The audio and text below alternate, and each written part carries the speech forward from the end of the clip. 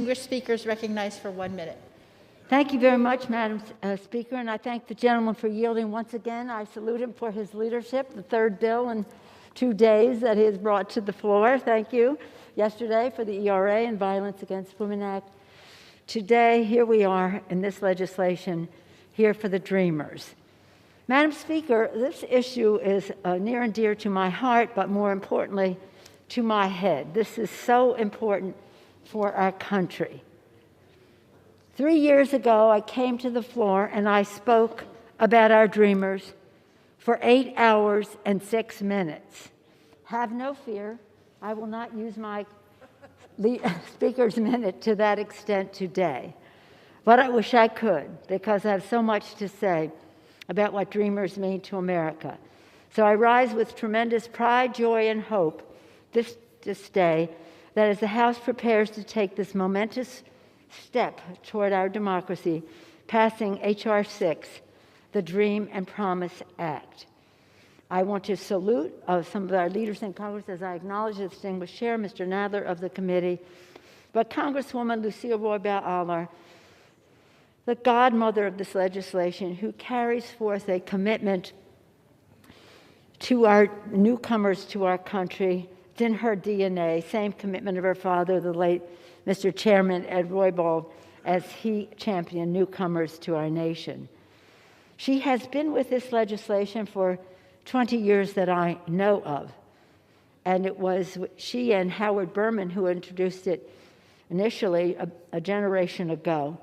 10 years ago, she authored this legislation, and we were successful on the floor. And we were successful in passing it in the House because of the leadership of Congresswoman Roybal-Allard, but also Chairwoman Nydia Velázquez, who at the time was the chair of the Hispanic Caucus. And the Hispanic Caucus really led the way, taught the Congress about what Dreamers mean to America in case that had not been within the experience of our members. Nydia, and in this legislation today, Nydia Velázquez has the promise, this is Dreamers and Promise, she has the promise TPS and DED, and again, very important to our country. Yvette Clarke from the Congressional Black Caucus, who is very much a part of all of this today, has the TPS piece of this. And I was so pleased to hear this morning the CAPAC, the Congressional Asian Pacific American Caucus, have Congresswoman Strickland of African American and Korean descent speak in terms of what this means to Asian Pacific American community, something that Chair Judy Chu reminds us of every day. So this is now gone beyond the Hispanic Caucus, the Black Caucus, the Asian Pacific Caucus, and to all of us in the Congress. This legislation is protecting Dreamers and TPS and DED recipients, honors the truth that immigrants are the constant reinvigoration of our country. When they come here with their hopes and dreams and aspirations, these parents bringing their children, their hopes and dreams and aspirations for a better future for their children, that courage, that determination, those aspirations are American traits, and they all make America more American with all of that. Indeed, they are true and legitimate heirs, these Dreamers are, of our founders. E pluribus unum, from many one. We talk about that all the time.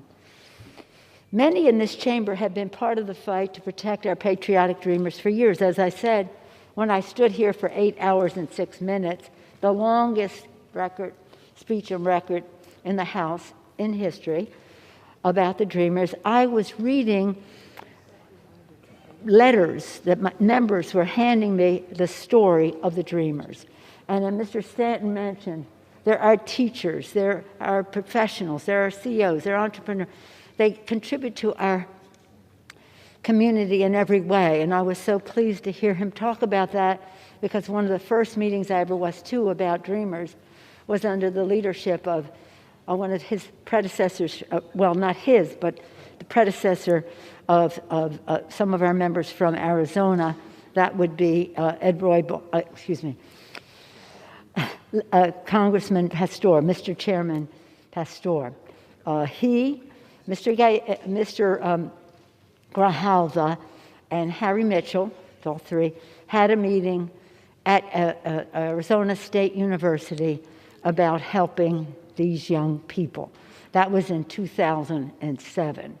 So this has been going on for a while. Next month, as I mentioned, marks the 20th year since the DREAM Act was introduced by Congresswoman Roybal Allard, and it was on a bipartisan basis. Sadly, at the Senate, when we passed it 10 years ago, it was on a bipartisan basis. We couldn't prevail with 60 votes in the Senate. But since then, millions of Americans have come together to organize and mobilize for dreamers, labor leaders, the business community, faith organizations, national security officials, law enforcement, and more. We often talk about dreamers having the support of the 3 Bs. Badges in terms of law enforcement, Bible in terms of faith-based, and the business community. And the true VIPs of the moment are the dreamers and immigrants who have spoken out with great dignity and eloquence, refusing to be forced back into the shadows. This determination has made a difference. It is their courage that is sending this legislation to the Senate and then to the President's desk. Before I close, I want to acknowledge the work of Congresswoman Zoe Lofgren, the chair of the Immigration Subcommittee of the Judiciary Committee. Zoe Lofgren is also the chair of the House Administration Committee, so I call her Madam Chairman, Madam Chairman. She has, Madam Chair, she has taught immigration law. She has been an immigration lawyer, and she chairs the Immigration Committee. We could not be better served than by her intricate knowledge of immigration law, both on this legislation, we'll take up next or later, the farm worker mobilization legislation. So I thank Zoe Lofgren for that. Again, dreamers, TPS, DED recipients are American in every way. They have lived and worked in our country for decades, if not their entire lives, and they are an integral thread in the fabric of our nation. For the dreamers, it's less time, for the others more. Dreamers power our businesses, our economy, our CEOs and taxpayers, all of them do. They advance innovation and America's technological edge as entrepreneurs and researchers. They protect our national security and military might and service members and civilian experts. That's why I'm so grateful to Congresswoman, Madam Chair Roybal Allard, Madam Chair Velasquez, Chair Judy Chu, and Congresswoman Strickland for advancing this legislation to help dreamers, TPS, and DED recipients. So many of the front lines of the pandemic are there are frontline here. Healthcare workers, first responders, transportation, sanitation, food workers, our teachers. There's so much of our country. These immigrant communities strengthen, enrich, and ennoble our nation, and they must be allowed to stay. There's nothing partisan about protecting dreamers, TPS, and DE recipients. The DREAM Act has long had bipartisan support in both chambers. Support for TPS and DE recipients is also bipartisan in the country. Nearly 3/4 of the public support a path to citizenship. I always love to quote President Reagan.